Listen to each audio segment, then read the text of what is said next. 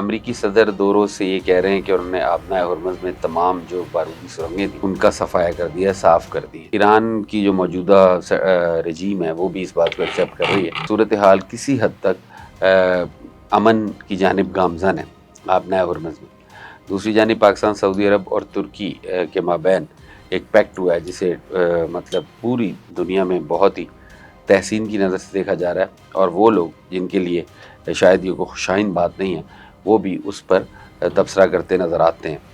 جہاں تک بات ہے سعودی عرب اور ترکی کی، تو وہاں لوگ بہت خوش ہیں۔ ریاستی سطح پر بہت زیادہ اس کو سراہا گیا ہے، اس پیکٹ کو۔ جو ترکی کے صدر ہیں طیب اردوان، جب وہ اپنی پارلیمنٹ میں پہنچے تو ان کا آج تک ایسا استقبال نہیں ہوا اس معاہدے کے بعد جب وہ گئے جیسا پارلیمنٹ میں اس کے پیکٹ کے ہونے کے بعد ان کا استقبال کیا گیا۔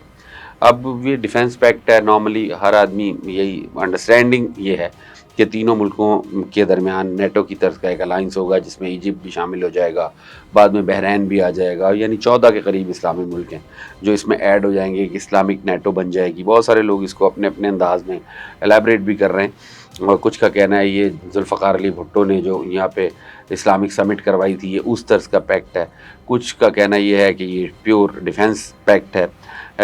اب یہ دو مختلف چیزیں تو بہرحال ہیں، کیونکہ ذوالفقار علی بھٹو نے جو اسلامک سمٹ کروائی تھی وہ بنیادی طور پہ فائنینشیل معاملہ تھا، اور وہ ایک مطلب اسلامی ممالک کا ایک بینک بنانا چاہتے تھے، وہ نہیں بنانا چاہتے تھے، بنیادی طور پہ کنگ فیصل بنانا چاہتے تھے۔ اس وقت پھر سی آئی اے نے اس ایرینا کے جو 3 4 5 بڑے لوگ تھے جن میں کنگ فیصل شامل تھے، ذوالفقار علی بھٹو تھے، صدام حسین تھے، اور وہ تھے حافظ الاسد تھے شام کے، یاسر عرفات تھے، اور یہ 4 5 جو لوگ تھے، ان تمام لوگوں کو جو ہے دنیا کے لیے عبرت کا نشانہ بنایا، اور یہ بتانے کی کوشش کی کہ جو کیپٹل مارکیٹ ہے اس کے اوپر ہیجمنی یورپ اور امریکہ کی ہی برقرار رہے گی۔ وہ ایک دوسرا معاملہ تھا، لیکن یہ لنکڈ ہیں ایک دوسرے کے ساتھ، چونکہ دنیا کی اگر امریکہ کی آمدنی دیکھی جائے تو مختلف ایریاز میں وہ پیسے کماتے ہیں، اس میں اسلحہ بیچ کے بھی وہ بہت زیادہ پیسہ کماتے ہیں۔ لہٰذا کوئی بھی ملک یا کوئی بھی ممالک کا ایک الائنس جو اپنا اسلحہ استعمال کرے یا اپنا اسلحہ بنا کر بیچے اور عسکری طور پہ تگڑا ہو، وہ امریکہ یا یورپ کے لیے کسی بھی طور قابل قبول نہیں ہے۔ آج بھی امریکہ دنیا میں سب سے بڑا اسلحہ بیچنے والا ملک ہے، فرانس بہت اسلحہ بیچتا ہے، ہیوی اسلحہ، اس کے بعد جرمن جو ہیں وہ ہلکا اسلحہ بیچتے ہیں۔ تو یہ ان لوگوں کی کمائی کا ایک ذریعہ بھی ہے، جو ان کی آمدنی کا 10 سے 25% تک، امریکہ کا تو 40% تک آمدنی جو ہے وہ اسلحہ ساز فیکٹریز سے آتی ہے۔ یہ بھی چیزیں ہیں جن پہ اس کا امپیکٹ ہوگا۔ ترکی نے اس تمام چیزوں کو نیٹو ممبر ہونے کے ناطے انڈرسٹینڈ کیا، ہلکے ہتھیار بنانے شروع کیے۔ پاکستان پہلے سے ہی بنا رہا ہے، طویل عرصے سے بناتا آ رہا ہے، بلکہ ٹو سم ایکسٹینٹ تھوڑے بہت ہتھیار ایجپٹ بھی بناتا ہے۔ تو پاکستان اور ترکی اب انٹرنیشنل مارکیٹ گریب کر رہا ہے، جو نئی ٹیکنالوجی آئی ہے، اچھے ڈرونز بنا رہا ہے، دوسری تیسری چیزیں بنا رہا ہے۔ پاکستان پہلے سے اس فیلڈ میں ہے، پاکستان آگے ہے، اسٹیبلش ہے، اس کی مارکیٹ بھی بڑی ہے، اس کے بائرز بھی زیادہ ہیں، اور یہ ایک مطلب پوری اسلامک ورلڈ کے اندر ایک ایسا ملک ہے جو اسلحہ بناتا بھی ہے، بیچتا بھی ہے، اور کریڈیبل اسلحہ بھی ہے۔ سب سے بڑی بات، امریکن اسلحہ اور پاکستانی اسلحہ، یہ دو ایسے ممالک ہیں جن کا اسلحہ عمومی طور پہ مسنگ نہیں کرتا، پرفارمنس بہت اچھی ہے، بہترین، اور ایکوریسی پن پوائنٹ ہے، آلموسٹ 90% ہے۔ تو یہ وجہ ہے کہ پاکستان کو امریکہ کے بعد دوسرا کریڈیبل ترین ملک سمجھا جاتا ہے اسلحے کے حوالے سے جو یہ لوگ بناتے ہیں۔ یہ معاہدہ صرف اسلحے تک محدود نہیں ہے، یہ معاہدہ صرف دونوں ممالک یا تینوں ممالک کے دفاع تک محدود نہیں ہے، جو پاکستان نے بھی اس کا اشارہ دیا ہے، اور سعودی عرب اور ترکی میں تو یہ باتیں ہو بھی رہی ہیں کہ پاکستان جو ہے وہ اپنے آئل ریزروز کی کیپیسٹی جو ہے اس کو بڑھانے جا رہا ہے، بہت زیادہ ایکسٹینڈ کرنے جا رہا ہے۔ پاکستان کے پیٹرولیم منسٹر یہ بات کہہ کے چلے گئے ہیں۔ یہ کیا وجہ ہے؟ پاکستان تو اتنا زیادہ تیل پیدا نہیں کرتا، تو پھر آپ اتنے زیادہ بڑے وسیع پیمانے پر آئل ریزرو رکھنے کے لیے جو کیپیسٹی ہے وہ کیوں بنا رہے ہیں؟ کہا یہ جا رہا ہے کہ سعودی عربیہ جو ہے اپنی آئل جو مطلب ڈپازٹس ہے یا آئل ریزروز ہیں وہ پاکستان میں بھی رکھا کرے گا۔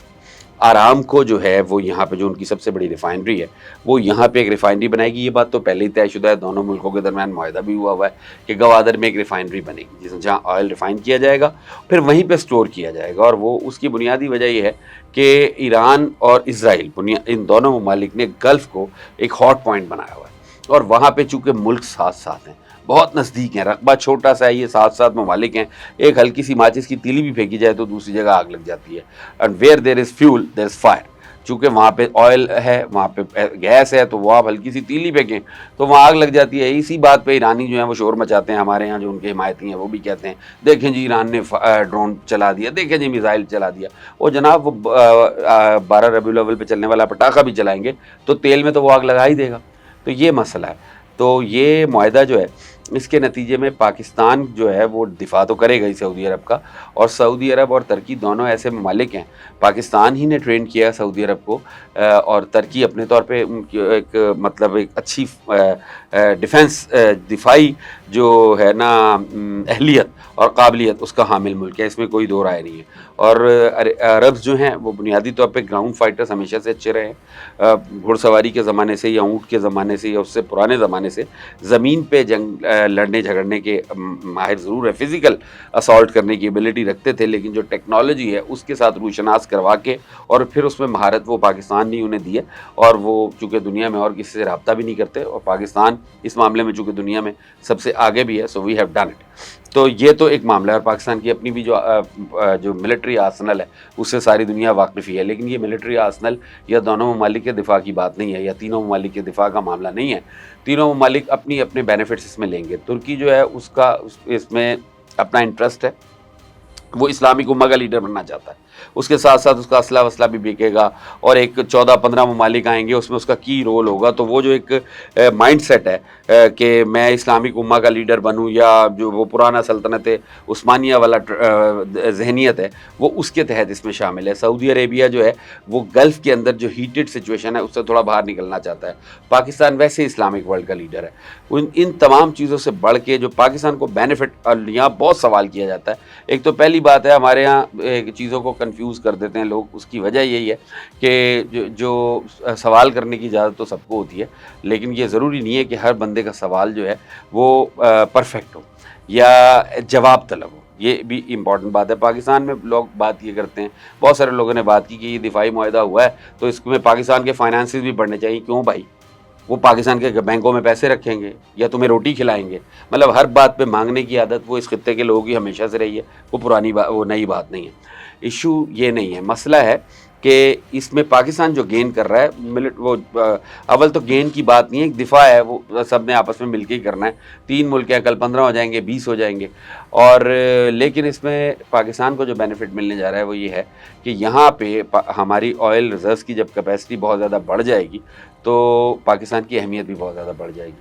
تیل کی ضرورت بھی پوری ہوگی ہماری، آئل سستا بھی ہوگا، اور اس کے ساتھ ساتھ آہستہ آہستہ پاکستان گیس اور تیل سے مالا مال ملک بھی ہے. آپ اس کے اندر جب ایک چیز پر کام کرنا شروع کریں گے آہستہ آہستہ سلولی، اور اس کے ریزروز ہمارے یہاں موجود ہوں گے تو اس کا امپیکٹ آئے گا. امپیکٹ آئے گا نہیں بلکہ بہت زیادہ آئے گا.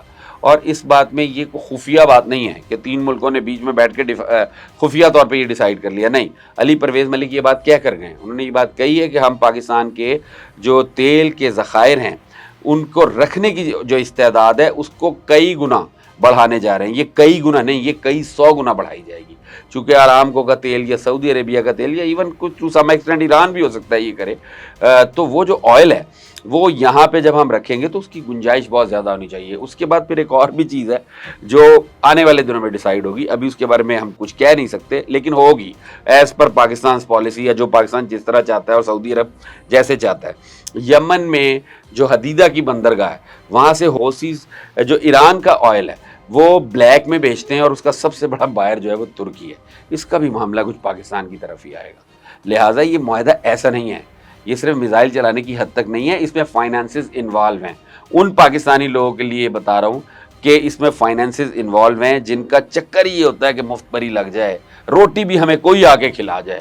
معاہدہ ہوا ہے سعودی عرب سے تو ہمیں کیا ملے گا؟ پاکستان کے بینکوں میں پیسہ کیسے آئے گا؟ ہمیں روزگار کیسے ملے گا؟ بھلے آپ خود کچھ کر لیں، اپنے آپ کو اس قابل بنا لیں تو سب کچھ ہو جائے گا.